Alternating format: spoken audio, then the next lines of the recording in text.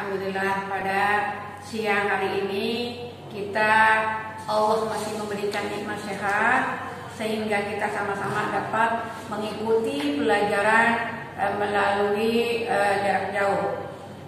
Minggu yang lalu kita telah mempelajari mengenai kurban, kemudian waktu penyembelihannya kurban itu kapan, dan syarat-syarat orang yang berkurban itu bagaimana. Saya akan mengulas sedikit mengenai pengertian dari kata kurban. Kurban itu berasal dari kata qoroba yaqrobu kurbanan. Artinya itu mendekatkan diri. Itu menurut mengenai bahasa Arab. Kemudian kurban menurut istilah menyembelih hewan kurban yang bertujuan untuk mendekatkan diri kepada Allah Subhanahu wa taala sebagai rasa syukur atas nikmat yang diberikan kepada kita. Itu pengertian daripada kurban. Selanjutnya waktu pelaksanaan kurban. Dalam pelaksanaan kurban yaitu jatuh pada tanggal 10 Zulhijjah. Di mana setelah kita melaksanakan sholat puasa sunnah hari Arafah, kemudian dilanjutkan dengan sholat Idul Adha, yaitu setelah pelaksanaan sholat Idul Adha itu setelah kita selesai melaksanakan sholat Idul Adha yaitu pada tanggal 10 Zulhijjah. Kemudian nanti dilanjutkan lagi pada tanggal 11, 12, 13 daripada hari tasyrik.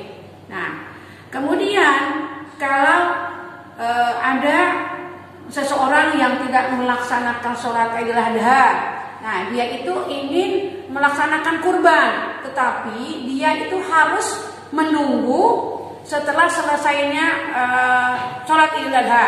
Tidak boleh sebelum orang melaksanakan Idul Adha. Kalau dia melaksanakan kurban sebelum pelaksanaan sholat Idul Adha, maka kurbannya itu tidak sah. Jadi waktunya pada tanggal 10 Zulhijjah, kemudian dilanjutkan lagi pada hari tasyrik tanggal 11, 12, 13 Zulhijjah. Kemudian akhir batas daripada kurban yaitu pada tanggal 13 Zulhijjah setelah tergelincirnya matahari atau terbenamnya matahari. Kira-kira setelah sholat asar itu batas akhir daripada kita waktu kurban. Gimana kalau kurbannya itu setelah tanggal 13 setelah sholat asar atau menjelang maghrib? Itu kurbannya tidak sah, itu disebut dengan sedekah biasa. Itulah waktu dari waktu daripada penyembelihan kurban. Kemudian kemarin ada syarat-syarat orang yang syarat-syarat berkurban. Ada binatang-binatang yang akan dikurbankan. Macam-macam binatang yang dikurbankan. Yang pertama biasanya itu kambing, kemudian sapi, unta. Kalau kambing itu jatahnya untuk satu orang. Kalau kerbau atau sapi itu untuk 7 orang. Kemudian kalau unta itu hanya untuk 5 orang. Berbeda dengan sapi atau kerbau dengan yang lainnya. Itu macam-macam binatang yang kita dikorbankan. Kemudian ada syarat-syarat binatang yang harus kita korbankan. Tidak semua binatang itu dapat kita jadikan sebagai kurban, tidak. Ada binatang syarat itunya harus sehat, ya kan? Jadi di situ binatangnya itu tidak boleh catat seperti baik dikurbankan itu apa namanya, kalau kambing itu atau itu kan ada tanduknya.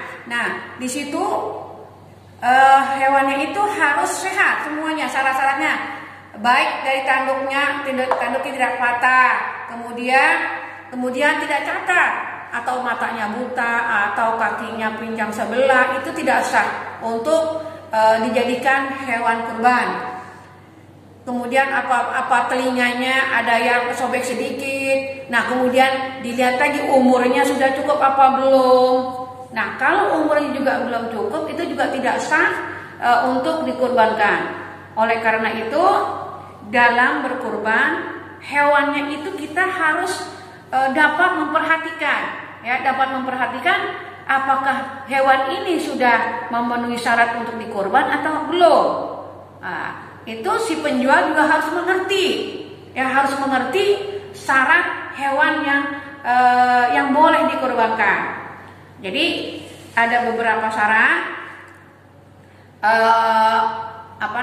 binatang-binatang yang wajib yang harus kita kurbankan. Itu diantaranya. Nah, jadi kita perhatikan dulu, jangan hanya melihat dari besar atau kecilnya. Walaupun dia seumpamanya kambing, nah badannya tak kurus, tapi kalau umurnya sudah mencukupi, itu boleh untuk dikurbankan. Ada lagi kalau badannya gemuk, tapi umurnya belum cukup, juga nggak bisa, itu nggak bisa untuk dikurbankan. Jadi dilihat dulu, jadi teliti dulu hewannya itu apakah dalam giginya sudah sudah kupak apa belum, kemudian telinganya sehat apa tidak. Nah, itu supaya nanti kita kurbannya itu dapat diterima dengan baik, karena syarat-syarat kurban itulah kalau memang kita ingin kurban kita diterima oleh Allah, ya kurbannya yang bagus-bagus, dia sehat, semuanya persyaratan yang ada di kurban itu sudah cukup. Itu syarat-syarat daripada binatang-binatang yang akan kita kurbankan. Kemudian selain syarat binatangnya, ada juga syarat orang yang berkurban. Orang yang berkurban itu satu syaratnya dia itu orang muslim. Kemudian usianya sudah balik. Ya, usianya sudah balik. Kemudian dia berakal. Nah, gimana kalau yang berkurban itu orangnya seorang gila? Nah, jadi seumpamanya orang gilanya itu punya kakak atau punya adik. Nah, namanya, jadi yang mengorbankan si kakaknya atas nama si adiknya yang gila itu. Jadi kalau orang dia yang langsung mengorbankan orang gila itu nggak sah. Kemudian mampu di sini istilahnya hartanya itu sudah berkelebihan lah, udah sehari-harinya udah ada untuk makan, untuk keluarga, masih ada sisanya lagi. Nah, itu namanya udah mampu. Jadi syarat orang yang berkurban, satu dia seorang muslim, kedua dia sudah balik, ketiga dia berakal, kemudian dia juga sudah mampu untuk mengorbankan. Nah, itu syarat bagi orang yang berkurban. Nah, kemudian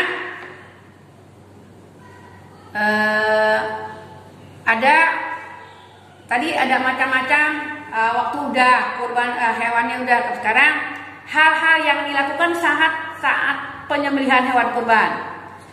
Waktu kita mau menyembelih hewan kurban, yang pertama itu kita baca basmalah dulu.